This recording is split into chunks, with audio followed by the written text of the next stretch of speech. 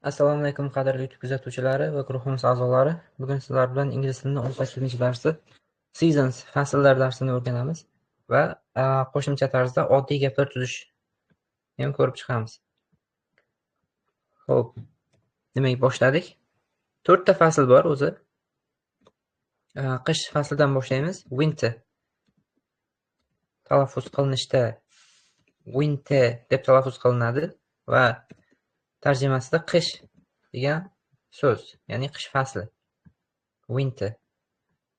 Keyingi faslimiz bahor. Spring tarjimasi bahor va buni talaffuz qilinishi xuddi shunaqa spring holatida talaffuz qilinadi. Spring bahor. Keyingi faslimiz yoz fasli, summer. Yoz faslini bildiradi, summer. Talaffuz qilinishi summer, summer, yoz. Summer, yoz. Va keyingi hozirgi fasl, ya'ni kuz fasli autumn.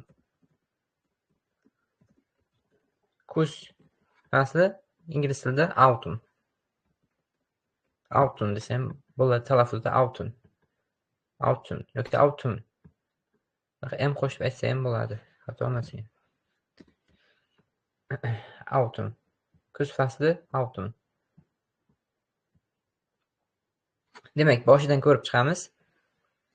Winter qish, spring bahor, summer yoz, autumn kuz fasllari. Endi o'tgan darsimizda 10 ta harakat fe'llarini o'rgangandik. Endi shu 10 ta harakat fe'llarini hafta kunlari bilan, oy nomlari, fasllar bilan birga ishlatishda harakat qilamiz. Demak, hozir bitta o'zbek tilida gap yozaman. Mavzumiz making simple sentences. Sodda gaplar tuzish. Mana shu mavzu. Making simple sentences. Sodda gaplar tuzishni ko'rib o'tamiz hozir. Men o'zbek tilida gap yozaman hozir. Shuni ingliz tiliga o'girishimiz kerak.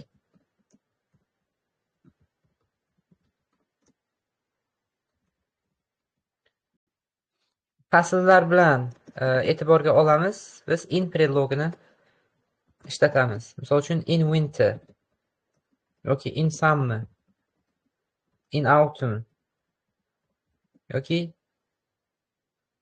in spring bahorda demoqchi bo'lsak. Va da degan o'sha in predlogini ma'nosi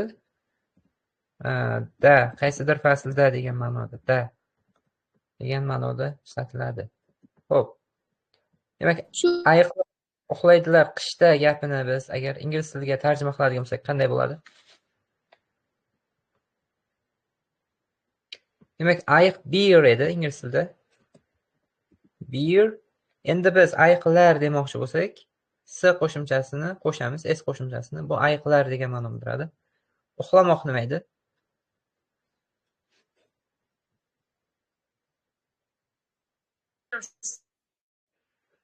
Sleep. Sleep. Endi e'tibor beramiz, ayiqlar, ko'p ayiqlar bo'lganligi uchun biz fe'lni tuzlamaymiz bu yerda. Fe'l asosiy holatda, sleep fe'l asosiy holatda ishlatilyapti. We're sleep. Qishda demoqchi bo'lsak, endi mana biz in predlogidan foydalanishimiz kerak bu yerda. In qish bo'lsa, winter keyin. In winter. Mana. Winter. Juda yaxshi. Xo'p, keyingisi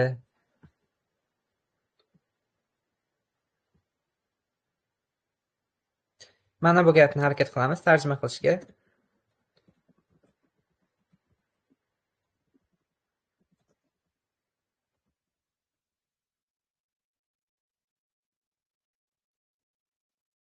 Mana mana shu yerdagi o'zbek tilidagi gaplarni biz ingliz tilida o'tganmiz. Faqat endi shuni hozir bir joyga qo'yib ketma-ketga qo'yish keldi. Xo'p, men ingliz tilida qanaqa bo'ladi?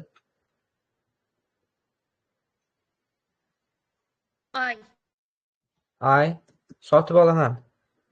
Buy. To'g'ri. I buy 2 kilo.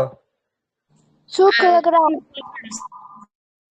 2 kilos of. 2 kilo yoki kilograms of desak ham bo'ladi, bu ham xato emas.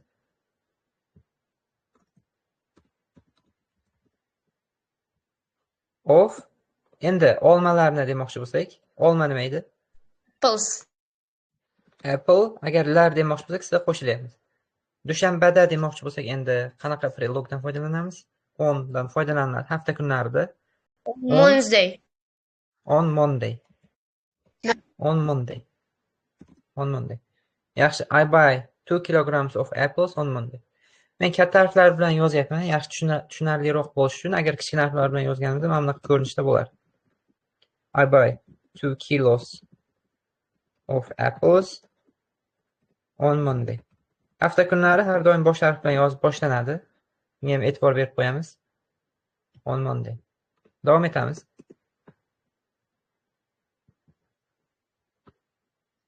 Xo'p, kasb nomlarini hali o'tmadik.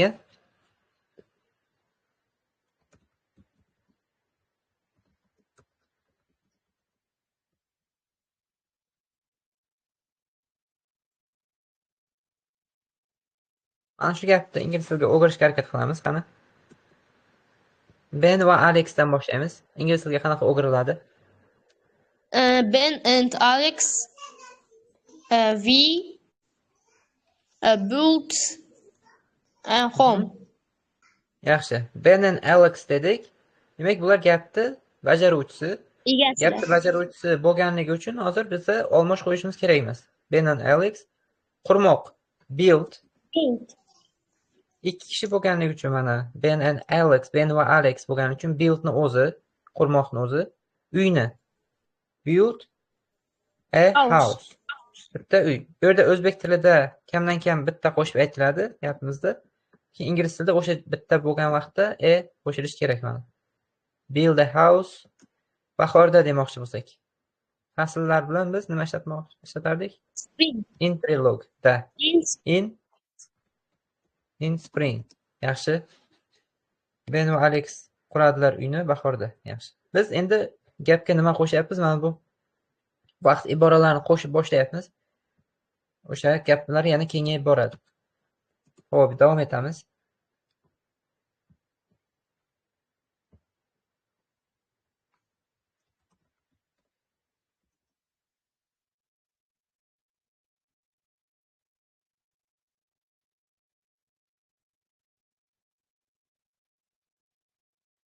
Mana shu gapni biz o'girishimiz kerak. Qani, kim harakat qiladi? Demak, egadan boshlaymiz. Mana gap tarjima qilishda o'zbek tilidan ingliz tiliga. Mana egadan Carl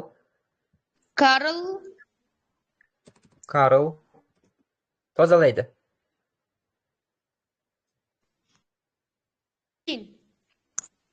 Clean tozalamoq clean edi. Endi bir kishi bo'lgani uchun nima qo'shamiz fe'lga, asosga? S tuslovchi qo'shimchasini. Cleans uyni. A house. Seshanbada.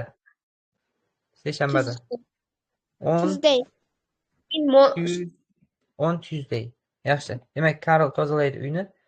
Seshanbada bo'lsa, on Tuesday bo'ladi. Yaxshi. Demak, bugungi darsimizning asosiy mazmuni seasons, ya'ni fasllar edi. Buni yaxshilab o'rganamiz. Keyin xuddi mana bu hozirgi qilganimizdek gaplar tuzishda vaqtlardan, ya'ni hafta kunlaridan, preloglar bilan fasllardan foydalanish kerak va hayvonlar, o'tgan mavzularimizdan sabzavotlar, mevalar, kilogramm og'irlik o'lchov birliklari o'shalarni hammasini aralashtirib gap tuzishimiz kerak bo'ladi. Bu safarga ertangi darsimizgacha 25 ta gap, uyga vazifa. 25 ta gap tuzish. Hamma o'tgan mavzularni aralashtirib tuzish kerak bo'ladi. Xo'p, shuning bilan bugungi darsimiz yakunlandi. Qatnashuvchilar uchun rahmat. YouTube kuzatuvchilari kanal profilida Telegram kanaliga o'tadigan link bor. Shu link bilan Telegram kanaliga o'tib, darslar mashqlarini bajarib borishingiz mumkin bo'ladi. Va hammaga xayr. Ustoz